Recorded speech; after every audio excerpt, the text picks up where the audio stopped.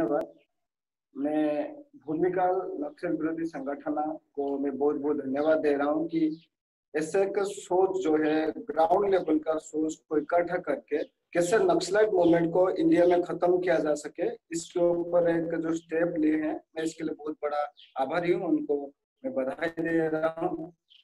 सबसे बड़ी बात यह है कि नक्सलाइट जब इंडिया में शुरू हुआ 1967 में, उसके बाद उड़ीसा में पहली बार 1987 में शुरू हुआ है वहां पे नक्सलाइट मूवमेंट। सबसे बड़ी बात है कि किस तरह इतने कम साल में और कम टाइम पे नक्सलाइट जो उसका मूवमेंट को इतना मजबूत कर दिया। अपन जितना देखे हैं नक्सलाइट एरिया में, नक्सलाइट जो आदिवासी लोकल आदिवासी है, उनका लैंग्वेज, उनका कल्चर, उनका बोल, उनका सोच को उन्होंने कैरी किया, उनको कैच करने की कोशिश की। जब अपन कई नक्सलियों से बात करते हैं, कोई सरेंडर करता है, जब उनके साथ हमारा बात होता है, जब हम उनको सवाल करते हैं कि आप ऐसा क्या किए और आपका टेक्निक क्या था जिसके वजह से आपका मूवमेंट इतना मजबूत हो गया, तो उनका कहना यही था कि जब हमारा शुरुआत दौर हुई, जब हम स्टार्ट करने के मूवमेंट में आ गए, तो हमने आदिवासियों का जो ब्लड, उनका सोच, उनका कल्चर, उनका लैंग्वेज को कैच करने की कोशिश की। उदाहरण तौर पर अपन देंगे, हमारा सरकार और सिस्टम सही तरीके से आदिवासियों के पास पहुंच नहीं पाए थे, मगर नक्सलाइट ने जब उनके पास पहुंचा, पहले उनका कल्चर को उन्होंने कैरी किया, कैसे उनका कल्चर को पकड़ के ये अपना नक्सलाइट मूवमेंट के साथ उन्होंने डालेंगे और नक्सलाइट मूवमेंट को आगे लेके जाएंगे। जैसे कि चेतना नाट्य मंडल है, चेतना नाट्य मंडल है, वो बेसिकली आदिवासी कल्चर के लेके बना हुआ है। इसीलिए बना हुआ है कि जो आदिवासी लोग होते हैं उनको कल्चर से ज्यादा लगाव है, वो अपना कल्चर को छोड़ के दूसरा को सोच नहीं सकते। तो जब उनका कल्चर को उन्होंने कैरी किया, तो उनको लगा कि पहली बार कोई हमारे कल्चर के ऊपर ध्यान दे रहा है, और ये सही बन गए। और दूसरा बात यह है कि जो आदिवासी लोग थे, उनका भाषा को उन्होंने कैरी किया। जो लीडर बाहर से आ रहे थे, जैसे कोई पंडित होता था, जैसे कोई आंध्रा, तेलंगाना, उड़ीसा से, जब कोई पोस्टल बेल्ट से, जब कोई ट्राइबल बेल्ट में जाता था नक्सल लीडर बन के, तो उन्होंने पहले अपना नाम चेंज किया। जब नाम चेंज करने के बाद उन्होंने बोला कि मेरा नाम गुस्सा ओशंडी है, तो उनको लगा कि ये बंदा हमारा एरिया का है, जो हमारे हक की बात करता है। उसी तरह उन्होंने अपना नाम को चेंज किया ताकि आदिवासियों को लगे कि ये बंदा हमारा हित के लिए लड़ाई लड़ रहा है और हमारा क्रांति के लिए लड़ाई लड़ रहा है। आदिवासियों का शिक्षा विकास को लेकर ये जो बात शुरू हुई है, कुछ साल के बाद ये जरूर भटक चुका है, मगर अपन दिखेंगे जिसी तरह नक्सलाइट ने आदिवासियों के दिमाग में नक्सलाइट मूवमेंट को डालने की कोशिश की, पहले उनका जो शिक्षा का प्रणाली थी, जो शिक्षा सरकार के ओर से वहां पहुंच नहीं पा रही थी, नक्सलाइट ने उनको माओ किताब दिया। नक्सलाइट ने उनको ऐसा एक किताब दिया कि उनको मजबूर होना पड़ेगा कि भाई ये किताब को कैच करने के लिए, इसीलिए कि सरकार का किताब वहां तक नहीं पहुंच पाया। उन्होंने चाइना के बारे में, माओ सेतुंग के बारे में, पूंजीवाद कैसे इंडिया में आगे बढ़ रहा है, इन सभी चीजों के बारे में उनको पढ़ाना शुरू किया। तो उनके बीच में ये जो डर था कि आदिवासियों को सरकार शोषण कर रहा है, ये डर उनके बीच में लगा दिया। जाहिर बात होता है कि जब कोई बंदा हाथ में बंदूक पकड़ के अपना परिवार को, अपना फैमिली को, अपना फ्यूचर को छोड़ के जब जंगल के बीच में जाता है, वैसा तो कुछ मूवमेंट होगा जिससे वो बंदूक पकड़ के अंदर जा रहा है। जितना मैं देखा हूँ, जब कोई बंदा बंदूक पकड़ता है, मान लीजिए अपन कोई हम भी पर्सनल लाइफ में हम देखते हैं कि कोई छोटा छोटा बच्चा होता है, तो उसको बंदूक से ज्यादा लगा, कोई मार्केट जाता है, कोई बाजार जाता है, मीना बाजार, तो बच्चा बोलता है कि मुझे बंदूक चाहिए। उसी तरह जब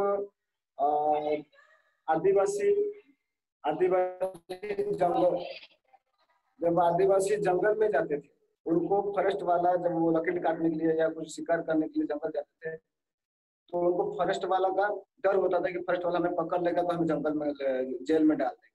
तो नक्सलाइट ने उस आदिवासी बच्चों को उन्होंने ये कहा कि ये जल, जंगल, जमीन हमारा ही है और हमारे लिए भगवान ने दिया है, तो ये हमारा माँ है, ये हमारा देवता है, ये हमारा हर कुछ है। तो ये फॉरेस्ट वाला क्यों हमें रोकेगा हमारे जंगल में जाने के लिए, हमारा लकड़ी काटने के लिए, या हमें शिकार ना कर करके? तो उन्होंने पहले नफरत सिस्टम के अगेंस्ट में उनके दिमाग में डाला कि जमीन हमारा है तो ये फॉरेस्ट वाला क्यों नहीं हम क्या हमें रोकेगा कि तुम जंगल में नहीं जा सकते, तुम शिकार नहीं कर सकते। जब उन्होंने रोका तो उन्होंने उनके दिमाग में ये डाल दिया कि भाई जंगल तो हमारा है और हम ही लकड़ी काटेंगे। तो उन्होंने क्या किया कि चलो, एक दौर आ गया, उनके हाथ में उन्होंने बंदूक दे दिया कि भाई तुम बंदूक पकड़ो, ये लोग तुम डरना स्टार्ट करेंगे और माओवादियों के नाम से बंदूक पकड़ो, ताकि ये लोगों को लगे कि नहीं, आदिवासी वाले अब बगावत करेंगे माओवादियों के नाम से। सेकेंड फेज में उन्होंने जो जमींदार लोग होते थे, जो आदिवासियों से समाज से थोड़ा बाहर, जिनसे वो चावल, जिनसे वो बाकी सामान खरीद रहे थे अपना जिंदगी को आगे लेने के लिए, तो ये जो शोषण का व्यवस्था था कि थोड़ा तंग थे आदिवासी, गरीब आदिवासी जमींदार लोगों को लेके और ये सरकारी व्यवस्था को लेके। तो उन्होंने जो माओवादी लीडर थे, जिन्होंने फास्ट स्टार्ट हुआ, जो माओवादी लीडर, उनको ये दिमाग उनके बीच में डाल दिया, भाई ये जमींदार लोग जब तक रहेंगे तब तक हमारा जीना हराम हो जाएगा। उन्होंने जमींदार के अगेंस्ट में एक बंदूक दे दिया। जाहिर सी बात होता है कि जब हमारे साथ हाथ में एक बंदूक होता है तो 10 100 200 लोग डरना स्टार्ट करते हैं।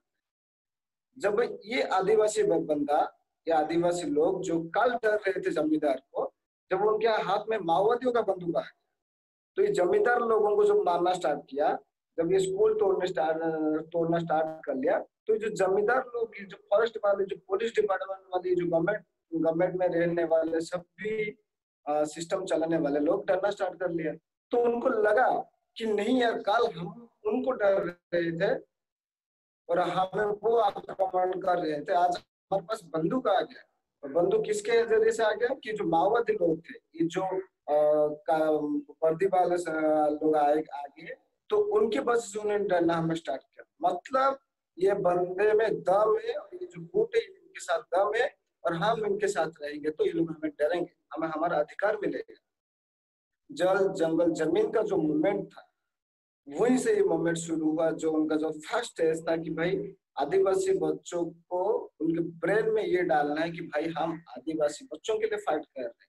और उसी से जब ये मूवमेंट स्टार्ट हुआ, धीरे धीरे ये जो मूवमेंट आगे बढ़ने की कोशिश की, जब वो अपना रोड पकड़ लिया, तो उनका रवैया चेंज हो गया। आप देखेंगे अक्सर आदिवासी लोग आदिवासियों को उसी टाइप पे यूज करते हैं। जैसे कोई, अपन अक्सर देखते हैं कि एक आदिवासी युवा यूथ को माओवादी ने पुलिस मुखबिर के नाम से मारा। हम अक्सर देखते हैं वो कैसे मारते हैं कि उस आदिवासी बंदा को जब नक्सलाइट मारते, नक्सलाइट उस बंदा का गला रेत के मारता है, या उसको टांगिया कोल्हाड़ी में उसको दौड़ा दौड़ा कर मारता है। क्यों मारता है? इसलिए वो मारता है कि उसका जो शिकार करने का टेक्निक है, वो जब जंगल में जाता है, जंगल सुअर पकड़ने के लिए, जब वो कुछ शिकार करने के लिए जाता है, तो वो इसी तरह दौड़ा दौड़ा कर वो जंगल सुअर को मारता है। जब वो उसको आखिर में पकड़ लेते तो उसका गला रेत के मार देते। तो उसी तरह नक्सलाइट ने उनका जो परंपरा है, जंगल में शिकार करने का जो परंपरा है, उस परंपरा के तहत उस आदिवासियों को ट्रेन किया, ताकि आदिवासियों को ये ना लगे कि भाई ये जो लड़ाई है वो हमारा परंपरा के खिलाफ है, हमारा आदिवासी सोच के खिलाफ है। तो इसीलिए उन्होंने आदिवासी सोच को आगे लेने की कोशिश की, और आदिवासियों का जो सोच है, कल्चर है, लैंग्वेज है और जीने का तरीका है, उनको पूरी तरह इस नक्सल मूवमेंट में जोड़ दिया। सेकेंडली हम देखते हैं कि उसके बाद बहुत सारे कम पुलिस स्टेशन थे, नक्सलाइट ज्यादा थे, उनका इंटेलिजेंस बहुत स्ट्रांग था, वो कुछ भी सोच रहे तो वो होता था। जब उसके बाद सिक्योरिटी फोर्सेस का पोस्टेड होना स्टार्ट हुआ, फिर नक्सलाइट मूवमेंट का जो गति धीमी हुआ। मगर बहुत बड़ी बात यही है कि अक्सर सरकार कह रहा है, क्योंकि हम जितना महसूस किए उड़ीसा में, और मैंने बस्तर में काम किया हूँ, मैंने भूमिखल के साथ मैंने गढ़चिरौली में भी काम करने का मौका मिलेगा, आंध्र तेलंगाना झारखंड बिहार में।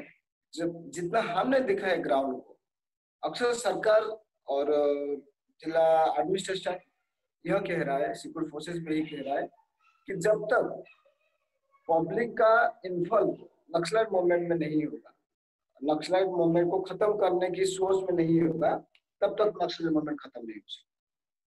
मुझे लगता है ये बात मीडिया में कहने में बहुत आसान होता है, क्योंकि सरकार को अपना फर्ज निभाना है और सिस्टम को भी निभाना है कि सरकार हमें उंगली ना देखे और हमारा प्रमोशन हो जाए। आज ये लड़ाई नक्सलाइट खत्म से लेके पर्सनल जो व्यू होता है लाइफ का कि भाई हमें प्रमोशन मिल जाएगा, हमें पैसे मिल जाएंगे, ये पैसा और प्रमोशन में आके रुका हुआ है। कि जब कोई बंदा, हमने जब उड़ीसा में फाइट किए, हमने देखा है कि सरकार यह कह रहा है जब हम फाइट कर रहे हैं ग्राउंड में, तो ग्राउंड टोटली डिफरेंट है हमारे लिए।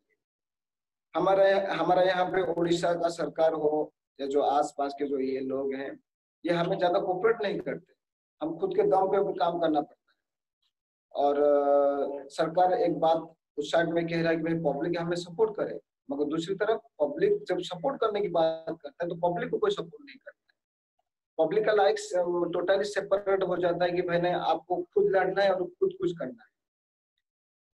जब पब्लिक बात करना स्टार्ट करता है तो उसका अक्सर जो प्रभाव है वो बहुत ज्यादा होता है, क्योंकि नक्सलाइट का मतलब डर होता है। वो हमारा स्कूल को तोड़ेंगे, वो हमारा मेडिकल को तोड़ेंगे, वो हमारा रोड, हमारा मोबाइल टावर्स को तोड़ेंगे, हमारा पंचायत भवन को तोड़ेंगे, वो हमें भी मार डालेंगे यदि हम उनके खिलाफ में गए या हम उनको समर्थन ना करें। तो ये जो डर है, वो डर का मतलब ही नक्सलाइट है।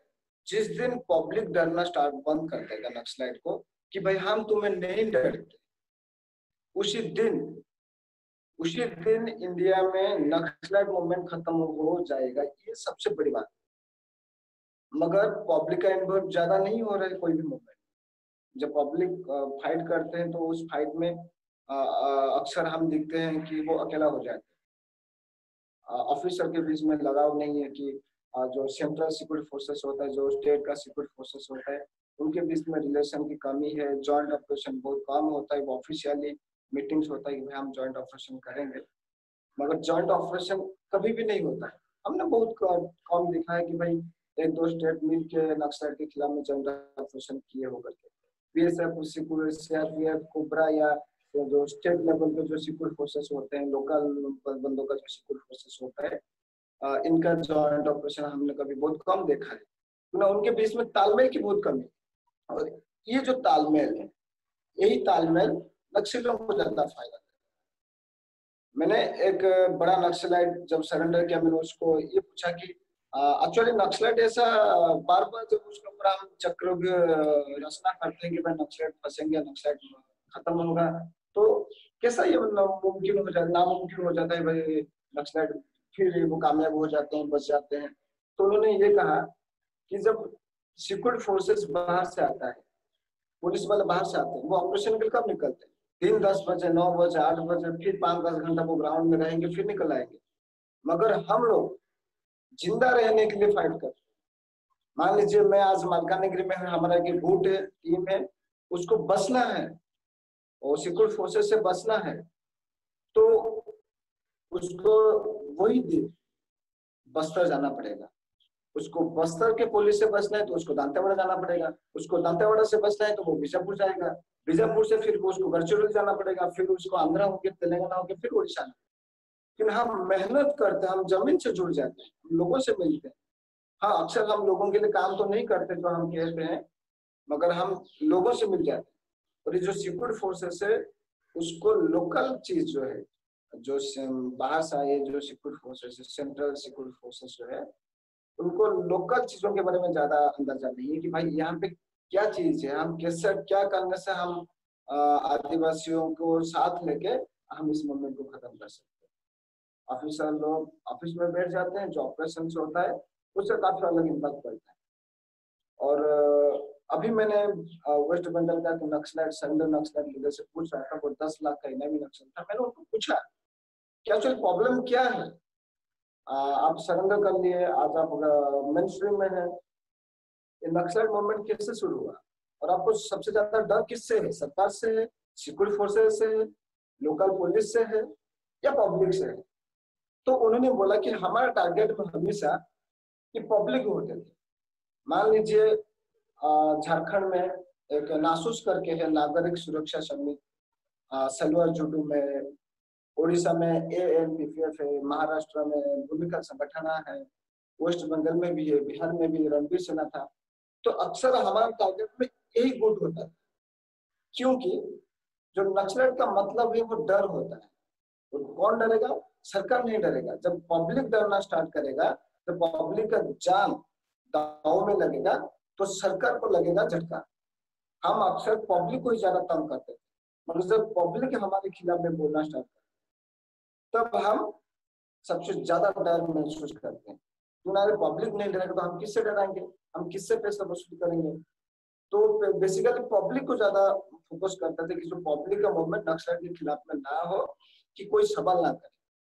क्योंकि ना भाई सरकार कहेगा नक्सलाइट को खत्म करेंगे तो अपोजिशन उसको उसका विरोध करेगा, पुलिस कहेगा तो लोग उसको एक्सेप्ट नहीं करेंगे। ना पुलिस का पब्लिक से अच्छा रिलेशन नहीं है, हमेशा से शुरू से लेकर आज तक पुलिस का पब्लिक से अच्छा रिलेशन नहीं है, और बेसिकली नक्सलाइट बेल्ट में होना चाहिए। तो कई दफा हुआ है और कई दफा नहीं हो रहा है, मैक्सिमम नहीं हो रहा है।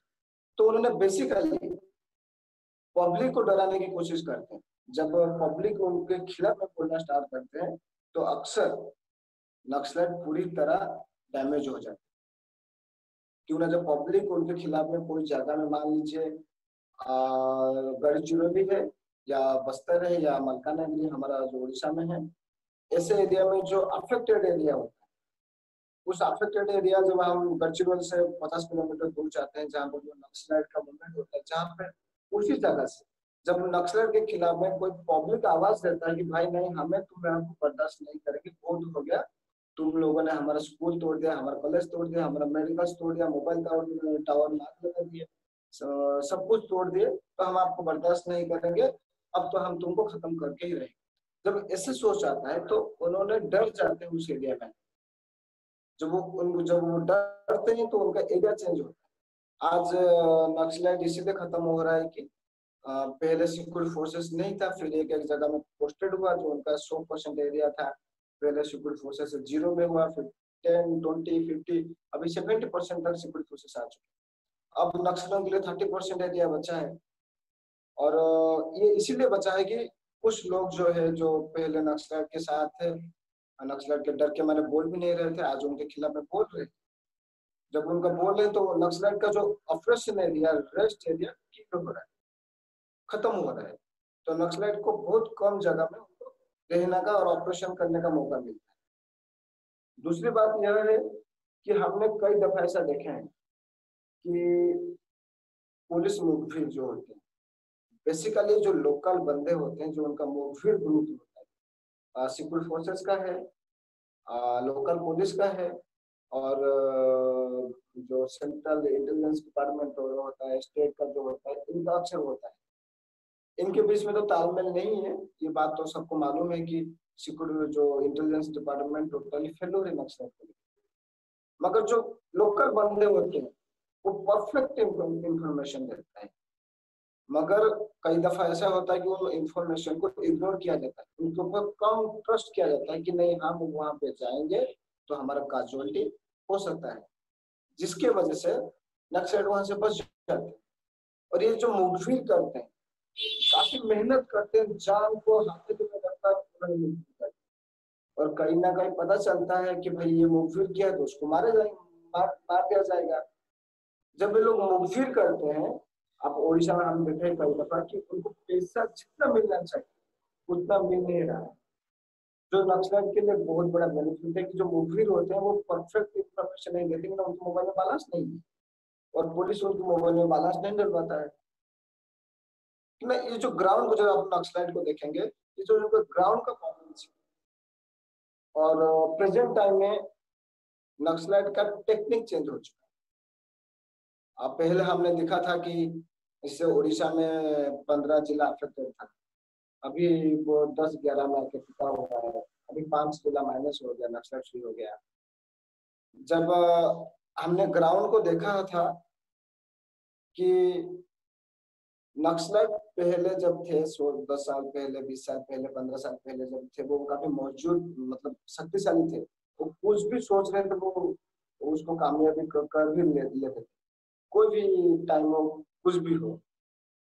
मगर प्रेजेंट टाइम में नक्सलाइट वायलेंस बहुत कम होता है, नक्सलाइट वायलेंस कम हुआ है।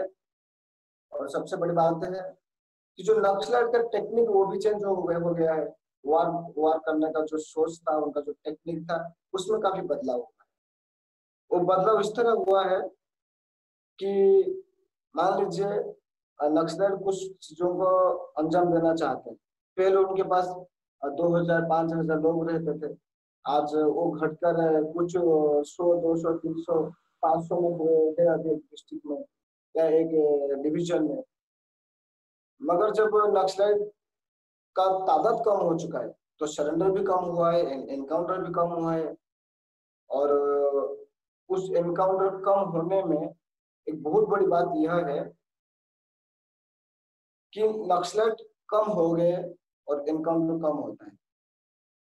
जब नक्सलाइट ज्यादा थे तो उनका एनकाउंटर बहुत ज्यादा होता है। आज नक्सलाइट, जैसे हमने देखा है कि 5 6 महीना या 7 8 महीना पहले उन्होंने पीएलजे वीक में आंध्र में के एक एमएलए और एक स्टैंडिंग एमएलए को हत्या कर दी।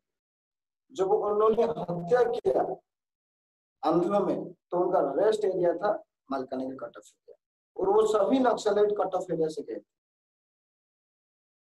जब उन्होंने कट ऑफ एरिया से एक जगह मूव करते हैं, उनका तादाद बहुत कम होता है, वो प्लानिंग करते हैं और वो अटैक करते हैं। जब वो घटना हो जाता है तो वो सरकार जो सिक्योरिटी फोर्सेस या पुलिस जब उनका ऑपरेशन करता है उनके अगेंस्ट में, तो उनको ज्यादा कामयाबी इसलिए नहीं मिलता कि उनका एरिया अलग था। वो मालकानगिरी से आए हुए थे और उन्होंने घटना को अंजाम दिया आंध्र में और फिर निकल गया मालकानगिरी।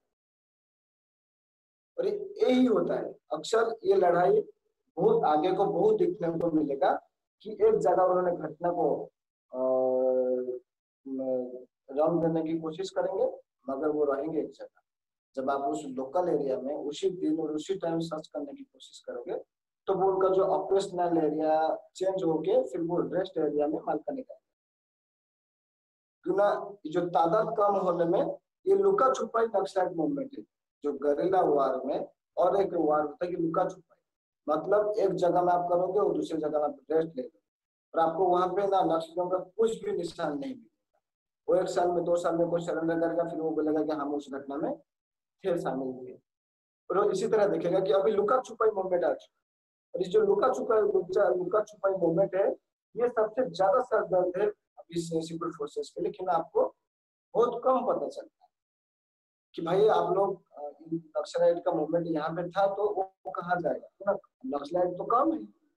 तो ये जो लुका छुपाई मूवमेंट अभी सबसे बड़ा सरदर्द है हमारे सरकार के लिए और हमारा पुलिस डिपार्टमेंट के लिए और के लिए। लेकिन हम उनको बहुत कम देखें। एक जगह में 200 नक्सलाइट थे तो उनका 2 3 कैंप होता था, और एक जगह में उसी जगह में आज 20 30 40 नक्सलाइट का गुट है, तो एक गाँव में वो छुप जाएंगे 40 घर में, तो आपको कैंप करने का मौका भी नहीं मिलेगा। अक्सर जब हमें कोई नक्सलाइट जो मुखबिर होते हैं, एसपीएम रैंक के, जो हमें खबर देते हैं कि भाई यहाँ पे नक्सलाइट का मूवमेंट है और वो उसी गाँव में, तो कहाँ पे कैंप लगा है, तो उन्होंने बोलते कैंप नहीं लगा, वो बेसिकली वो इसके घर में छुपे, 40 के लोग 40 के 40 घर में छुपे।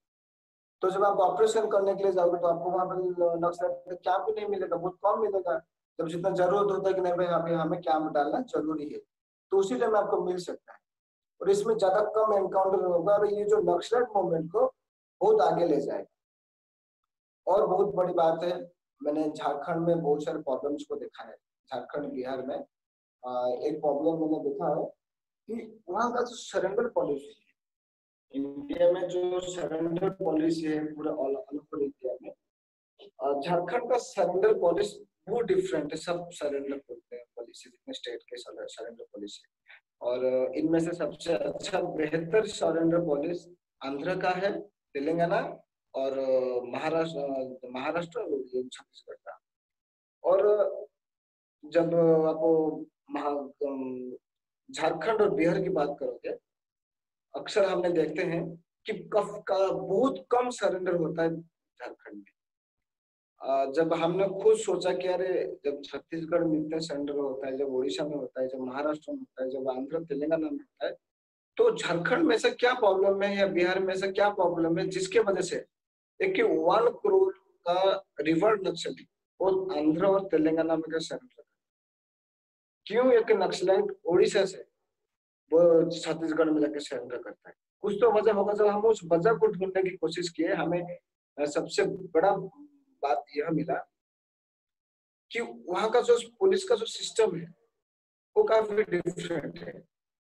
आपको सरेंडर करना है, आपके ऊपर कुछ केसेस होता है। जैसे कि एक बड़ा नक्सली लीडर था कुंदन पाल। कुंदन पाल ने सरेंडर किया, उसके नाम से कुछ केसेस थी, 5 करोड़ का घोटाला, 1-2 एमएलए की मौत, हत्या और एक एमपी का हत्या का मुकदमा उसके नाम पे था। तो उस मुकदमा के तहत उनको फिर जेल में डाल दिया गया। जब बाकी नक्सलाइट देखते हैं कि भाई कुंदन पहाड़ एकदम बड़ा नक्सलाइट था, जब सरकार ने उनको कहा कि भाई तुमको हर चीज मिल जाएंगे, तुमको हम रिहा कर देंगे सरेंडर पॉलिसी के तहत, मगर उसको रिहा नहीं किया गया, उनको पूरी तरह उनको जेल में डाल दिया। तो जो सेकेंड स्टेज के जो नक्सलाइट लीडर्स होते, जो उनके नीचे होते थे, जो बाकी नक्सलाइट सरेंडर करना चाहता है, जो मेन स्ट्रीम आना चाहता है, उनको ये लगा कि भाई हम भी यदि सरेंडर करेंगे तो हम जेल में रहेंगे। जो बाकी नक्सलाइट होते थे हम उनके तहत जेल में रहेंगे। अब कितना छोटा नक्सली हो, वहां कुछ बड़ी बात नहीं। आप 10,000 की भी नक्सली हो तो वो आपको जेल में रखेंगे ही रखेंगे यदि आपको कोई घटना में शामिल।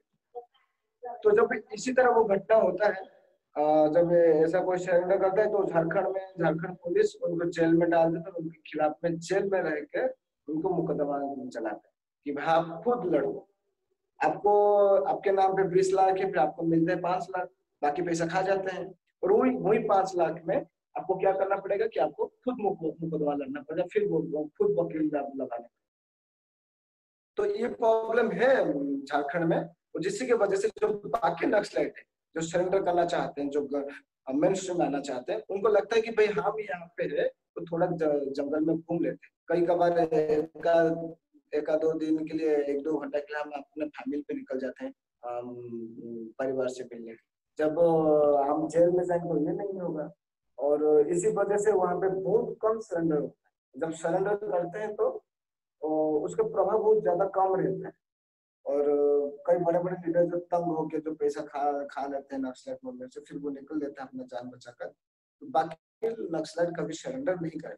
अक्सर हमने कई दफा देखा है कि नक्सलाइट बाहर में, जैसे उड़ीसा, झारखंड, उड़ीसा, छत्तीसगढ़, महाराष्ट्र, आंध्र तेलंगाना में सरेंडर करते हैं।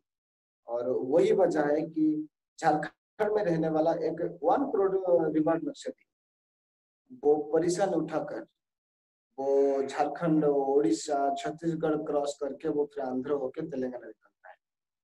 4-4 स्टेट में उसको क्रॉस करना पड़ता है, ताकि वहां पे जो सरेंडर पॉलिसी है वो टोटल फेल हो रहा है।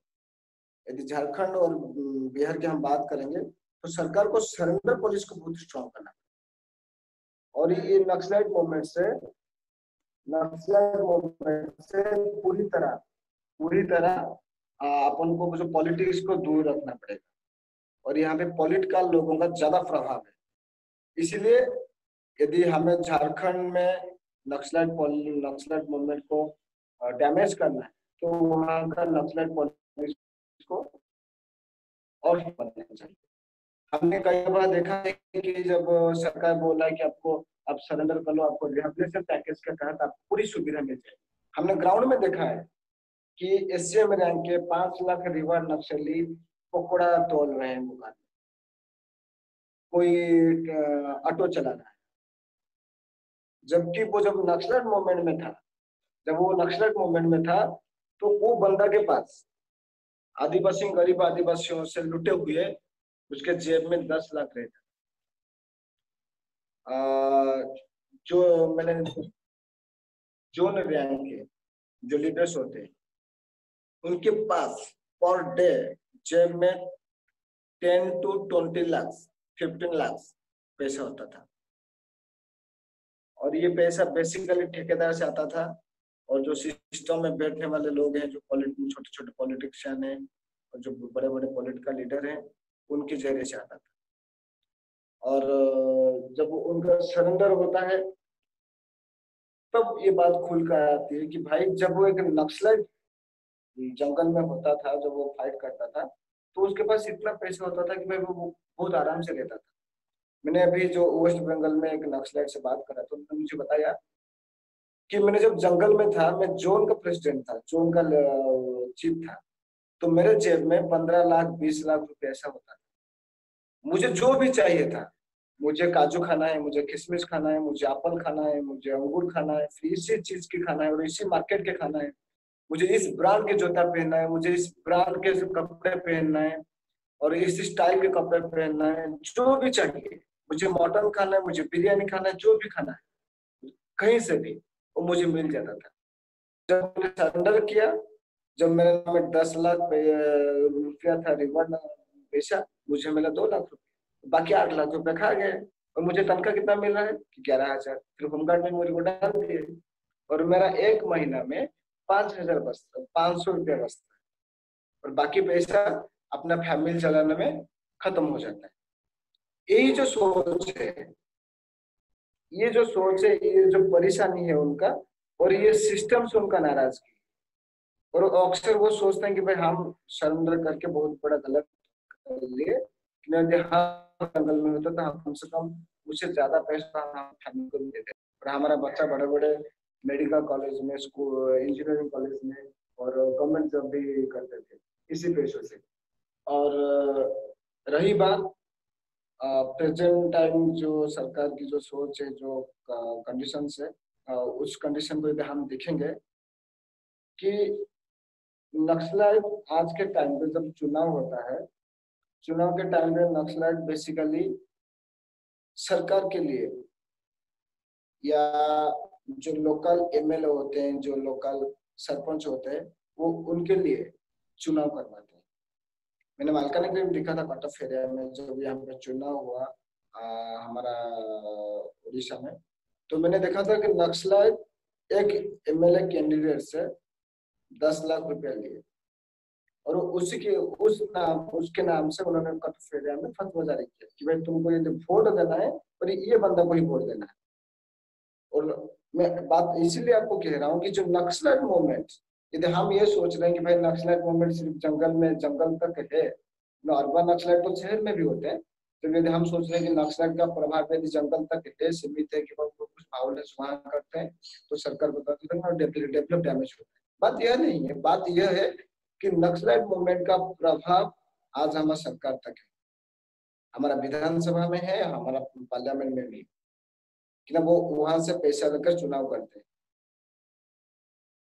यदि हमें नक्सलाइट मूवमेंट को खत्म करना है तो नक्सलाइट से पॉलिटिक्स को दूर रखना, नक्सलाइट से सिस्टम को दूर रखना है कि भाई सिस्टम अपना काम करे, नक्सलाइट खत्म करने के लिए जो भी करना है। मगर यहाँ पे सिस्टम पूरी तरह फेल हो रहे। और प्रेजेंट टाइम में हमने देखा है, बहुत जगह देखा है कि भाई सब लोग कह रहे हैं, सरकार कह रहा है, सिक्योरिटी फोर्सेस कह रहा है कि पहले जैसा नक्सलाइट नहीं है, उनका प्रभाव कम हुआ है, उनका वायलेंस कम है। हाँ, अक्सर कम हो चुका है, हम भी मान रहे हैं कि नक्सलाइट का वायलेंस कम हुआ है, नक्सलाइट का शक्ति भी कम हो चुका है। मगर सबसे बड़ी बात, नक्सलाइट का मतलब क्या होता है? डर, क्यों वो हत्या करेंगे। क्या उस आदिवासी एरिया में नक्सलाइट का डर खत्म हुआ है? यदि सही में नक्सलाइट का डर खत्म हुआ है तो जब नक्सलाइट 5,000 थे पूरे देश में या 20,000 थे, तो उनके लिए 1.5 लाख 2 लाख सिक्योरिटी फोर्सेस थे। जैसे कि हम आज के ओडिशा में आज एक एक जिला में बड़े बड़े जो नक्सलाइट लीडर्स होते हैं, एसएम रैंक से लगे है, एक एक जोन में 150 200 250 300 ऐसे होते हैं। मगर जब इनका तादाद 5,000 या 2,000 में था तो सिक्योरिटी फोर्सेस कितने थे? वही 19,000। आज भी सिक्योरिटी फोर्सेस वही 19,000 है। फर्क क्या है? फर्क यह है कि नक्सलाइट का संख्या घट चुका है, उनका वायलेंस घट चुका है। मगर जो डर है, आज भी डर कायम है नक्सलाइटी का। और मुझे लगता है कि ये डर जब तक खत्म नहीं होगा तब तक नक्सलाइट खत्म नहीं हो पाएगा। एक नक्सलाइट रहेगा, वही डर रहेगा जो 19,000 हमारा सिक्योरिटी फोर्स होते हैं, उनके बीच में वही डर रहेगा कि भाई एक नक्सलाइट तो है ही वहां, और हम जब जाएंगे तो हम वो एक टीम लेकर चला, क्योंकि डर खत्म नहीं होगा। जब तक डर खत्म नहीं होगा तब तक नक्सल जिंदा है। और हमारा सरकार को, हमारा सिस्टम को, और हमारा जो बाकी व्यवस्था जो नक्सल के खिलाफ लगे हुए हैं, उनका सबसे बड़ा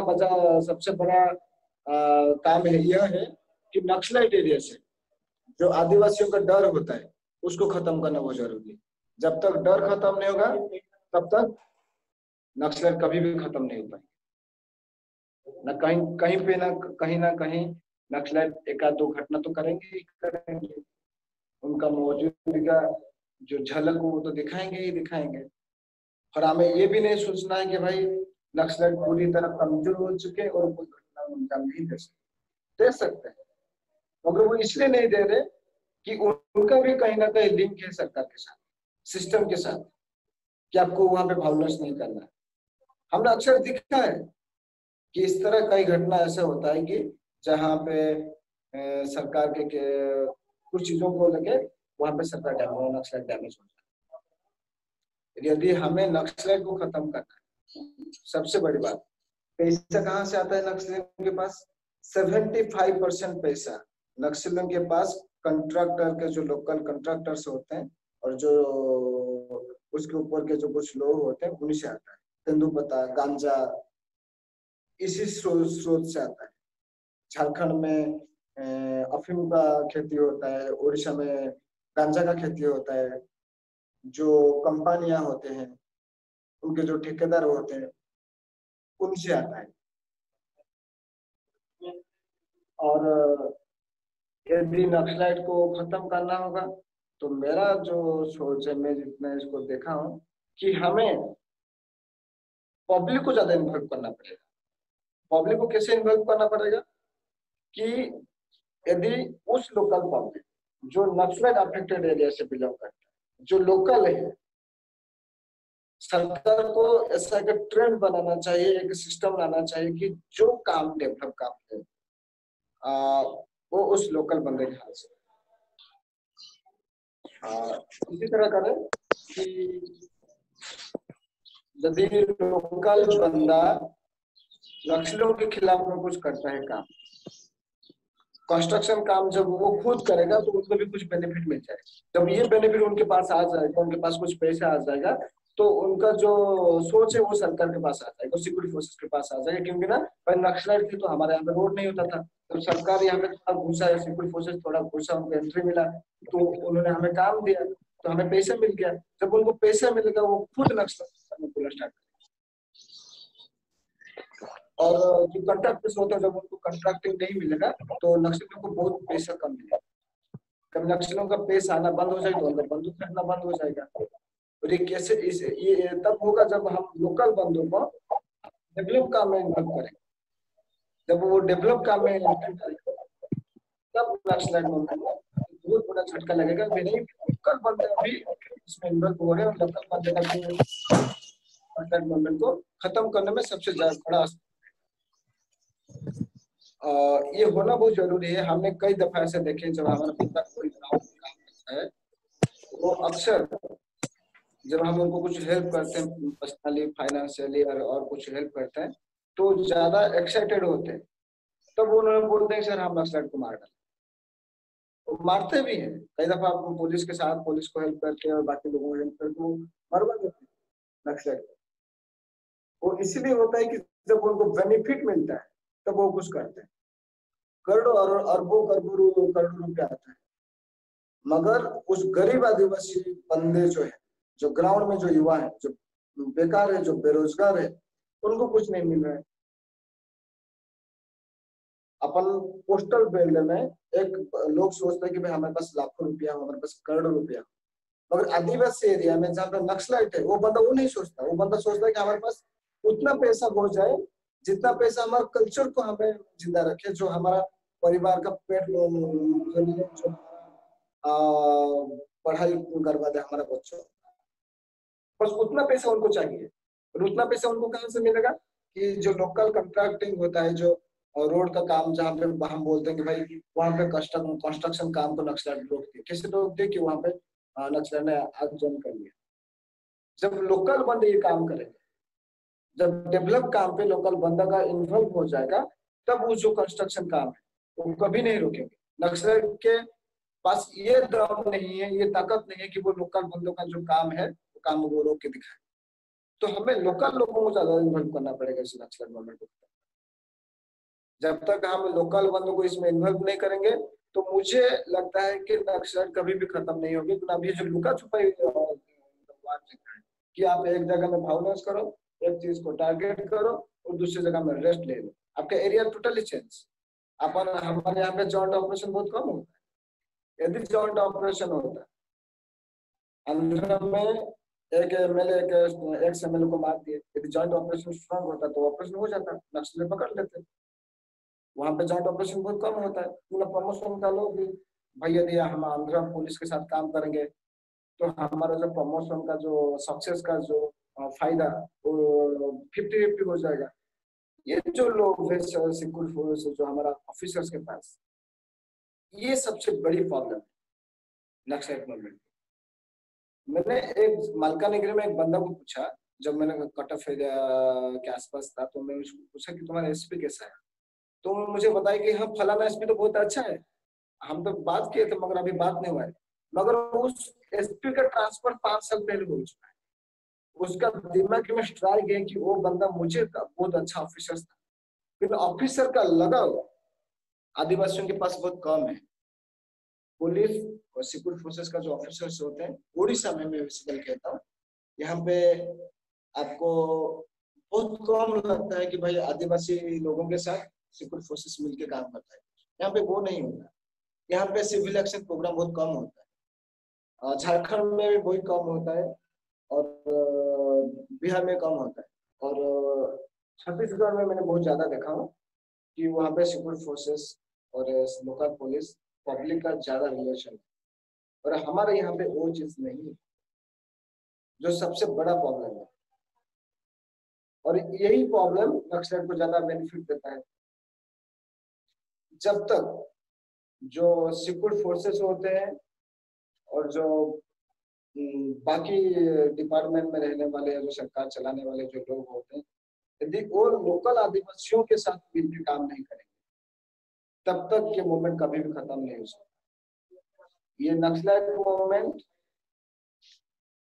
विभिन्न अलग अलग समस्याओं का जो समष्टि होता है, जो सरकार से जो नाराजगी होता है। मान लीजिए आप, मैं बेरोजगार हूँ, मैं हमारे गाँव में रोड नहीं है, हमारे गाँव में बाकी चीज डेवलप चीज नहीं है, सरकार हमसे पूरी तरह मुंह फेर लिया है। तो ये जो सोच है आज भी आदिवासियों के दिल में कहीं ना कहीं उनके दिल में है। ऐसा नहीं है कि आज नक्सलाइट खत्म हो चुका है, काल ये शुरू नहीं होगा, जरूर हो सकता है। यदि हमें उसको खत्म करना होगा तो जो डेवलप का काम, जो लोकल एरिया में जो डेवलप का काम है, कंस्ट्रक्शन काम जो है, जो स्कूल का काम है, जो रोड का काम है, उनमें लोकल आदिवासियों को ज्यादा से ज्यादा इन्वॉल्व करना चाहिए। बस्तर बटालियन तैयार हुआ है, छत्तीसगढ़ में डीआरजी तैयार हुआ है, बाकी जगह में वही है। महाराष्ट्र में C60 है, आंध्र तेलंगाना में ग्रेहाउंड है, हमारे यहाँ पे SOG है। मगर इनका जो तादाद आज है, उनका तादाद को बढ़ाना है। जो नक्सलाइट सरेंडर करते हैं उनको नक्सलाइट मूवमेंट में खत्म करने के लिए उनका भी इन्वॉल्व हो। बात डेवलप तो है ही जरूर, मगर डेवलप में उस आदिवासियों का कुछ भी इन्वॉल्व नहीं है।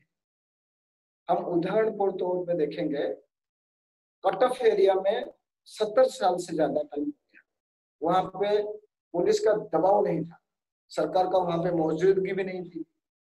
जब वहां पे ग्रुप जैसे तो बना, फिर वहां पे हमारा सिस्टम में बैठने वाले लोग जो आशा कर्मी होते हैं और आंगनबाड़ी कर्मी होते हैं, जो टीचर वहां पे गए, तो उन्होंने करप्शन करना स्टार्ट कर दिया। जब उनको दवाई देते थे, ये फ्री वाला मेडिसिन भी उनको प्रोवाइड करने के लिए हमारा सरकार के पास जो प्रावधान है,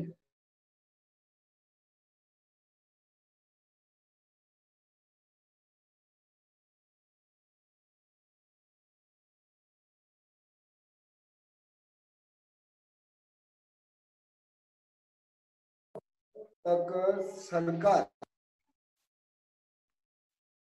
आदिवासियों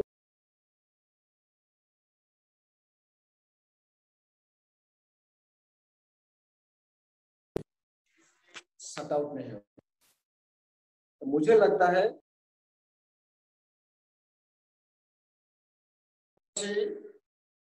जो हैं उनको इस मूवमेंट से ज्यादा इन्वॉल्व करना वो जरूरी है। जब तक हम उनको इन्वॉल्व नहीं करेंगे तब तक ये नक्सल चल, क्योंकि तो डेवलप काम पे बेसिकली डेवलप काम पे सरकार का और जो कॉन्ट्रैक्टर्स होते हैं उनका इन्वॉल्व होता है, और बाकी लोगों का कुछ इन्वॉल्व है ही नहीं। जो लोकल बंदे जो सफर कर रहे हैं,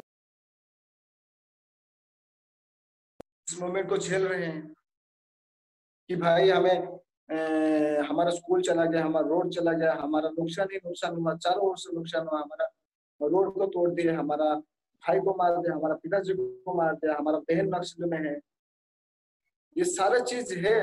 उनको सबसे ज्यादा नुकसान हुआ, मगर जब सिक्योरिटी फोर्सेस आ गया, जब वहां पे सरकार का आना शुरू हुआ, तो भी उनको कुछ उनका इन्वॉल्व नहीं हुआ ना, उनको बेनिफिट मिला। जब तक लोकल बंदों का बेनिफिट नहीं मिलेगा तब तक नक्सलाइट मूवमेंट खत्म नहीं हो पाएगा।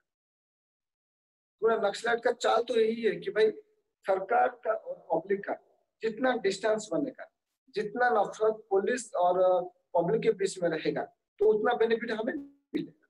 और ये जो नफरत को खत्म कर,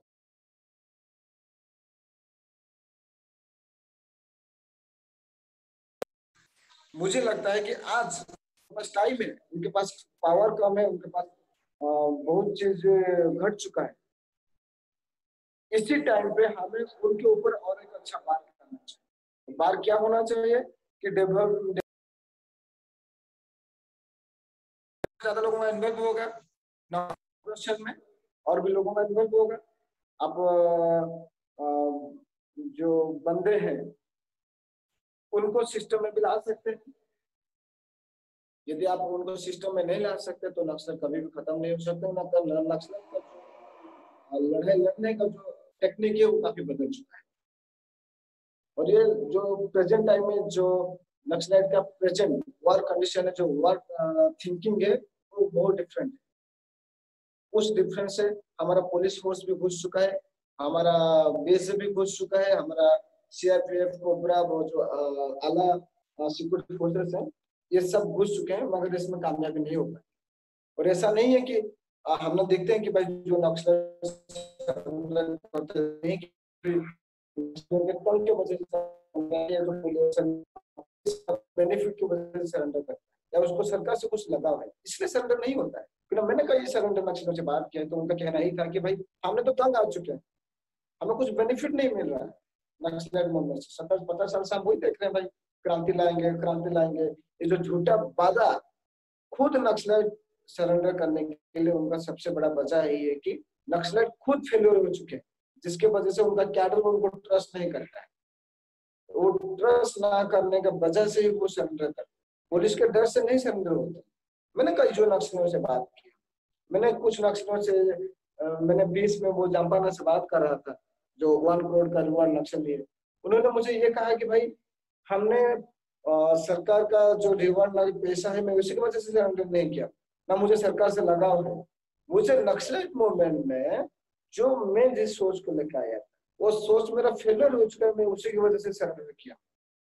और यदि मुझे सिस्टम से लेके सिस्टम का अच्छा काम को लेके डेवलप पुलिस को देख कर यदि मैं सरेंडर होता,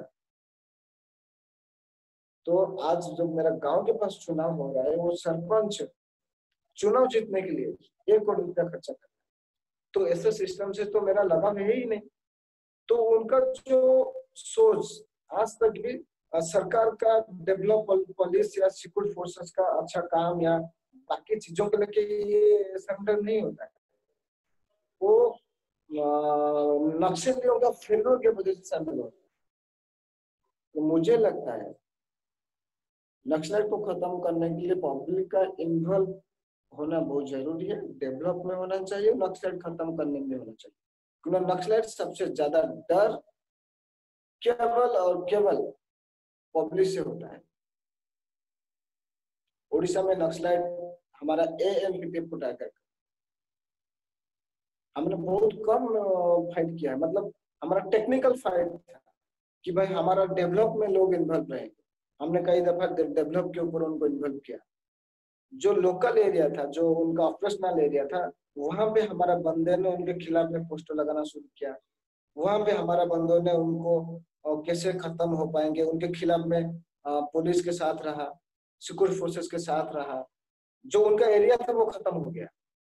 जब वो उनके पास 100% था, फिर वो सिक्योरिटी फोर्सेस आने के बाद वो 50% हो गया, फिर कुछ हो गया 60% हो गया। जब हमने फिर 60% से 70%, 80%, 90% तक हमें फिर घुसा, वहां पे हमारा बंदों ने नक्सलों के खिलाफ में प्रोग्राम करना स्टार्ट हुआ।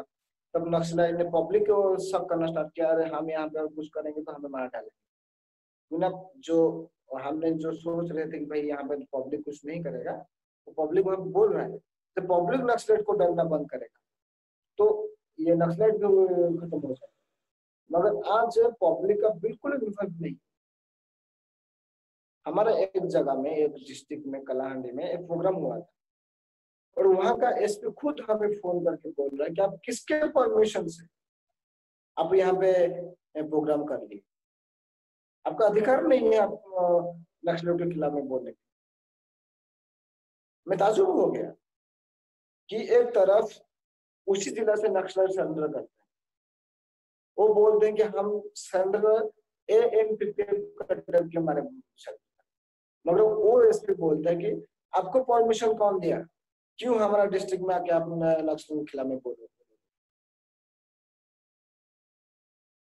ये जो लुका छुपाई है, ये लुका छुपाई भी खत्म होना चाहिए।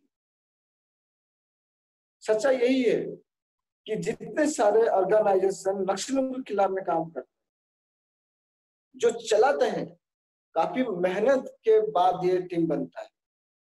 आप भूमिका संगठन की बात कीजिए, आप छत्तीसगढ़ में जो संगठन है उनकी बात कीजिए, आप झारखंड के संगठन जो है वो नासूस उसकी बात कीजिए, आप वेस्ट बंगाल के हमरा बहन की बात कीजिए, आप दूसरे बहन की बात कीजिए, ये काफी मेहनत से बनती है। नक्सलाइट से कड़ी मेहनत करना पड़ता है, क्योंकि ना आपको जो हम कहते हैं कि समुद्र के बीच में रहकर मगरमच्छ से फाइट करने के कंडीशन से, जब हम इसी मोमेंट के ऊपर लेके फाइट करते हैं तो पुलिस हमारे खिलाफ में होता है कि भाई ये अपने बेनिफिट के लिए काम करते हैं। मगर भाई बेनिफिट के लिए कोई अपना जान को भी तो दाव में नहीं लगा नहीं सकता। मगर जब हमारा बात नक्सलाइट के ऊपर प्रभाव डाले तो हमारी सरकार तक नहीं पहुंच रहा। और दूसरी तरफ सरकार का कहना वही चीज है कि भाई पब्लिक इन्वॉल्व होना जरूरी है, तो पब्लिक इन्वॉल्व हो तो उनको लात मारते हैं। हकीकत यही है कि सरकार नहीं चाह रहा है कि नक्सल खत्म हो जाए, सिक्योरिटी फोर्सेस नहीं चाह रहे कि नक्सल खत्म हो जाए। एक बिजनेस बन चुका है, एक ट्रेंड बन चुका है, प्रमोशन का, पैसों का, सरकार का भी लाभ है इसमें, कॉन्ट्रैक्टर का भी लाभ है। जब तक ये प्रमोशन और प्रॉफिट का बिजनेस खत्म नहीं होगा तब तक नक्सल खत्म नहीं होगा। नक्सलाइट पूरी तरह, आप ऐसा नहीं कह सकते। आज हमने देख रहे हैं कि भाई जब मालकानगिरी में, बाकी स्टेट के कोई डिस्ट्रिक्ट में जो नक्सल अफेक्टेड एरिया में नक्सलाइट का इन्वेस्टमेंट ऑपरेशन होता है, वहाँ पे 100, 200, 500 सिक्योरिटी फोर्सेस आते हैं, और वहाँ पे कितने नक्सलाइट के 100-200 है। आप कह रहे हो ना 100-200 नक्सलाइट है, फिर आपको इतना डरने की बात क्या है? अब तो वहां पे 10-20 लोग जा सकते हैं, आप आराम से वहां पे घूम सकते हैं, फिर भी आपको डर है ना। वहां से 40 किलोमीटर दूर नक्सलाइट होते हैं, फिर आपको डर नहीं हो। मैंने नक्सलाइट, अभी तो देश से नक्सलाइट का मूवमेंट खत्म, नक्सलाइट का डर खत्म नहीं हुआ। जब तक नक्सलाइट का डर खत्म नहीं हुआ, तो आप ये भी नहीं कह सकते कि नक्सलाइट खत्म हो चुके हैं। तो नक्सलाइट का डर खत्म करने, आप हम ये नहीं कह रहे हैं कि सरकार फेल्यूर है, चल जो होना चाहिए वो नहीं हो रहा है, अभी भी नहीं हो रहा है, पहले तो नहीं हुआ था, जिसकी वजह से नक्सलाइट मूवमेंट शुरू हुआ है, और आज भी नहीं हो रहा है। सरकार का इंटरेस्ट नहीं है, जीरो इंटरेस्ट है सरकार का नक्सलाइट मूवमेंट को, क्योंकि ये एक बिजनेस है, वोट बैंक पॉलिटिक्स बन चुके हैं नक्सलाइट।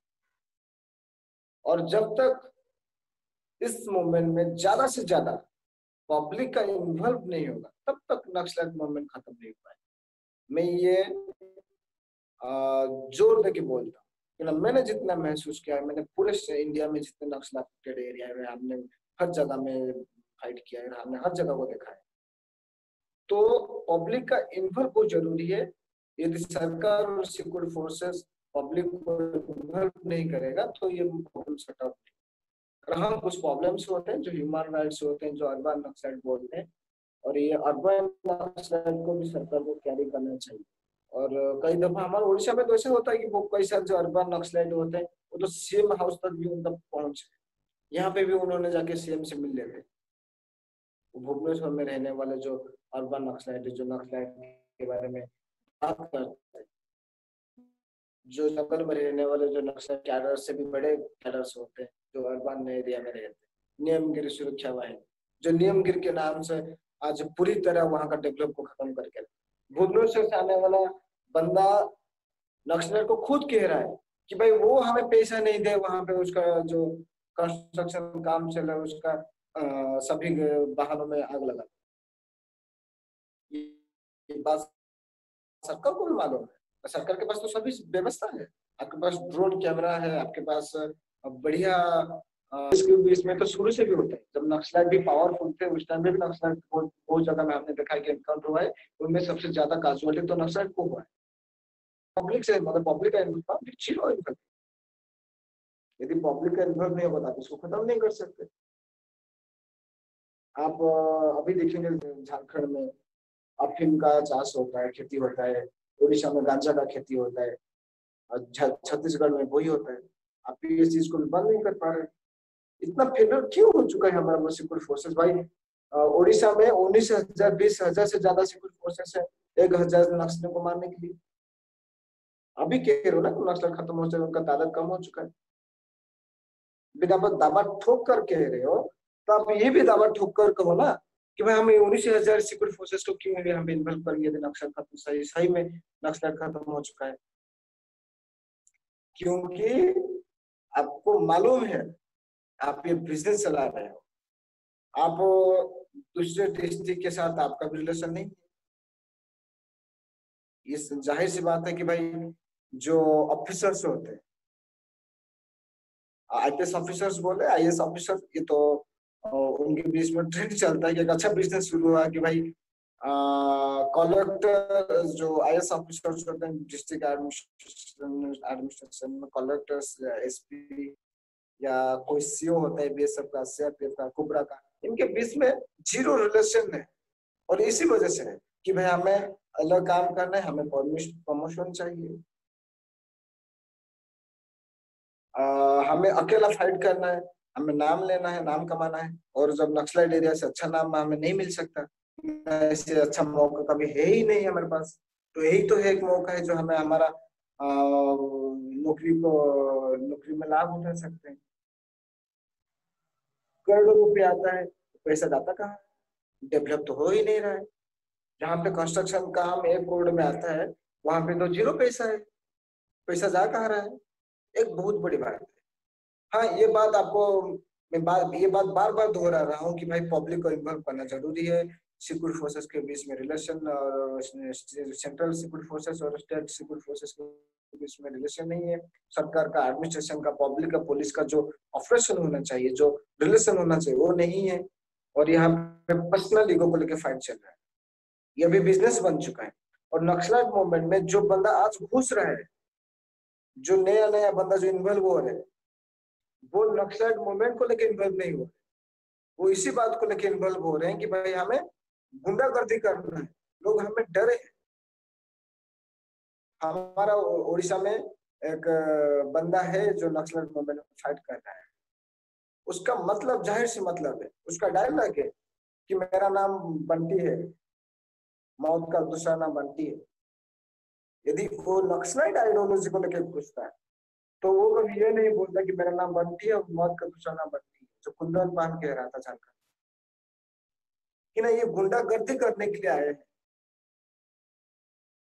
आपको मालूम है कि जो नक्सलाइट का पूरा वेपन्स वो कहाँ से आता है? चाइना से आता है। और चाइना का वेपन इंडिया में कैसे घुसता है? NSNIM नागालैंड मिलिटेंस ग्रुप, उल्फा असम, इनका जरिए से आता है, इनके जरिए से। फिर आज तक सिक्योरिटी फोर्सेस इन तीनों गुट को लेके वेफरेन का कोई इशू तो अभी तक खुलासा भी नहीं किया है। ये सबसे बड़ी बात है कि भाई इतने सारे सिक्योरिटी फोर्सेस होते हैं, इतने सारे इंटेलिजेंस ऑफिसर्स होते हैं, फिर भी वेपन कहाँ से आता है, पैसा कहाँ से आता है? यदि कंट्रैक्टर से पैसा आता है, यदि बाकी स्रोत से पैसा आता है, ये बिजनेस, ये जो ट्रेंड है उनका, ये बंद क्यों नहीं हो रहा है? और कब तक चलेगा? ये जब तक खत्म नहीं होगा तब तक नक्सल है। और आप ये गारंटी दो कि कब तक ये कंट्रैक्टर, ये जो बाकी जो बिजनेस का, जो नक्सलाइट का जो मनी इनकम का जो स्रोत है, वो कब खत्म होगा? और जब आप वो खत्म कर लोगे तब आपको ये नक्सल खत्म करने का टाइम आ गया। और तब वो कब खत्म होगा? इन्वॉल्व होना खत्म होना है पब्लिक का। और आप पब्लिक को इन्वॉल्व नहीं करोगे तो आप कैसे गारंटी देके कह सकते हैं कि भाई नक्सल खत्म हो जाएंगे? मैंने अक्सर देखा हूँ बहुत सारे एंटी नक्सल व्हाट्सएप ग्रुप में या रिपोर्टर्स ग्रुप में, जो न्यूज रिपोर्टर्स ग्रुप में इंटेलिजेंस लोग हो जाते, रुक जाते हैं वहां पे। वो रिपोर्टर से पूछते हैं कि भाई वहां पे नक्सलाइट मूवमेंट हुआ है या कुछ खबर आपके पास है क्या? उनका खुद का स्रोत नहीं है, उनका खुद उनका इन्फॉर्मर काम नहीं कर रहा है। उस रिपोर्टर से मांग रहे हैं रिपोर्ट, भाई वहां पे कुछ नक्सलाइट मूवमेंट हो रहा है क्या? आपके पास कुछ खबर है क्या? या कोई ग्रुप से आ रहा है, फोटो आ गया वहां पे नक्सलाइट मार दे, यहाँ पे हो गया, फिर वो उसको उठाएंगे, फिर उसको फॉरवर्ड कर लेते हैं कि भाई ना हमारे पास आ गया ब्रेकिंग। क्योंकि यहाँ पे टोटली फेल्यूर है इंटेलिजेंस। सरकार, security forces, administration, public relation damage, आज तक 50 साल से, आज तक 50 साल तक जो लड़ाई नक्सलाइट ने लड़ कर आ चुके हैं, उसी बीच में उनका लूजर पॉइंट क्या है वो अभी हमारी सरकार या सिक्योरिटी फोर्सेस ढूंढ नहीं पाए। जबकि सबको मालूम है कि भाई इनका लूजर पॉइंट क्या है। हर इश्यू को हमें पॉलिटिक्स के जरिए से नजर, पॉलिटिक्स नजर से देख, जब इसमें पॉलिटिक्स है तो खत्म कहां से होगा? आप तो नहीं चाहते कि भाई ये इश्यू खत्म हो जाए। हम इसीलिए कह रहे हैं कि भाई इश्यू को यदि खत्म करना है पब्लिक एनवर्जमेंट, और आज ऐसा नहीं है कि भाई नक्सलाइट मूवमेंट को आप ऐसा चाहोगे तो वैसा खत्म कर सकते हो। नक्सलाइट वो नहीं, उनको मालूम नहीं, हम चाहे तो खत्म कर सकते। जब नक्सलाइट कुछ पब्लिक मूवमेंट से डर जाते हैं, पूरी तरह डर जाते हैं। हमने, मुझे एक बहुत बड़ी बात है, जब हम नक्सलाइट के खिलाफ फाइट करते हैं, खुद नक्सलाइट सरेंडर करते हैं, खुद बोलते हैं कि हम सिक्योरिटी, हमने इन संगठन के वजह से डर, उनके डर के मारे से काम सरेंडर करते हैं। पुलिस को खुद वो इन्वेस्टिगेशन में उनके रिपोर्ट में आता है, मगर पुलिस वो कभी खुलासा भी नहीं करता है कि भाई इनके वजह से नक्सलाइट सरेंडर करते हैं। ऐसा क्यों होता है? ये कब तक चलेगा? यदि ये बिजनेस इसी तरह चला तब नक्सलाइट मूवमेंट तो कभी खत्म नहीं होगा। ना, जब पब्लिक को जब वो डरता है, आप उसको कभी ऑफिशियली उसको अनाउंस नहीं करते कि नहीं नक्सलाइट का प्रभाव इन संगठन से, उस संगठन को हम ज्यादा हेल्प करें, उस संगठन और ज्यादा काम करे, जो भी संगठन इंडिया में काम करे, हर स्टेट में कोई ना कोई संगठन है जो नक्सलाइट के खिलाफ में फाइट करते हैं। मगर अभी तक पुलिस या जो सरकार का कोई लाभ अभी तक इनको नहीं मिला है। जब पब्लिक ट्रस्ट नहीं करेगा सरकार के ऊपर, क्यों ज्यादातर क्यों लोग आज सरेंडर नहीं करते? अभी हमारे टॉस में 20 एसीएम है उड़ीसा में। जब हम उनको सरेंडर करने के लिए बात करते हैं, वो बोलता है कि हमें मालूम है कि सर हम जब सरेंडर कर लेंगे हमारा परिवार सुरक्षित नहीं रहेंगे, डर, नक्सलाइट घुस गए इसमें। जब वो उनका परिवार सुरक्षित रहेगा तो हम सर सरेंडर करके क्या फायदा है? ना हमें सरकार का कोई लाभ मिलेगा, ना सरकार ना हमें जो पुलिस या बीएसएफ या सीआरपीएफ या कोबरा हमें हमारे परिवार को सिक्योरिटी दे सकता है। तो हम सरेंडर क्यों करेंगे? हम ऐसे ही तो ठीक है सर। तेलंगाना का एक एरिया में उड़ीसा छत्तीसगढ़ से 250 से ज्यादा मिलिशिया और विलेज कमेटी के नक्सलाइट काम कर रहे हैं। जो फिश फैक्ट्री में मेरे पास रिपोर्ट है, 250 से ज्यादा। और 250 का आप कोशिश करते तो आप उनको मेन स्ट्रीम में ला सकते थे, तो क्यों नहीं आए? वो 250 को आप यदि चाहते थे उन नक्सलियों के खिलाफ में इन्वॉल्व करवा सकते, आप उनको क्यों नहीं ला पाए? यदि आप उनको ला नहीं पाए या वो आपके ऊपर ट्रस्ट नहीं किए, तो कहीं ना कहीं आपका फेल्यूर है। और यही फेल्यूर माओवादियों का सबसे बड़ा ताकत है। तो आज यदि हम देखेंगे आज का जो कंडीशन है, नक्सलाइट गुंडागर्दी में बन चुके हैं। पुलिस या जो सिक्योरिटी फोर्सेस है वो प्रमोशन का जो ट्रेंड में आ चुके हैं। और ये गुंडागर्दी और प्रमोशन जो पर्सनल लाइफ का ये चल रहा है, इसी बीच में नक्सल मूवमेंट का आज प्रेजेंट जो कंडीशन है नक्सल मूवमेंट का, आज इसी स्टेज में पहुंचा कि नक्सल गुंडागर्दी करेंगे, ऑफिसर्स को प्रमोशन चाहिए और सरकार को पैसा चाहिए। ये क्लियर कट बात है। तो कोई नहीं चाहता, ना सरकार चाहता है, ना पुलिस चाहता है, ना सिक्योरिटी फोर्सेस चाहता है नक्सल खत्म हो।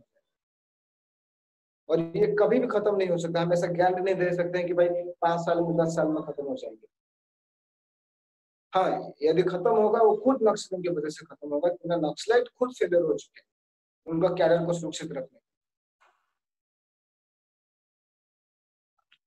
तो मुझे बस इतना कहना था। और हम सरकार से ये वीडियो माध्यम से हम सरकार से ये रिक्वेस्ट करें कि ज्यादा से ज्यादा आप पब्लिक को इन्वॉल्व करें। आप पब्लिक को जितना आप ट्रेन कर सकते हैं लोकल डेवलप काम पे, एजुकेशन में और हेल्थ में, जितने व्यवस्था है जो नक्सल अफेक्टेड एरिया का डेवलप करने के लिए, खत्म करने के लिए उनको जितना इन्वॉल्व हो सकता है आप उतना इन्वॉल्व उनको कीजिए, तब नक्सल खत्म हो सकता है। ना उससे पहले कभी भी खत्म नहीं हो सकता। कि ना आज एक स्टेट में 20,000 30,000 सिक्योरिटी फोर्सेस है, मगर वहां पे नक्सल 2,000 या 1,500 या 2,500। तो जो डर को खत्म करना है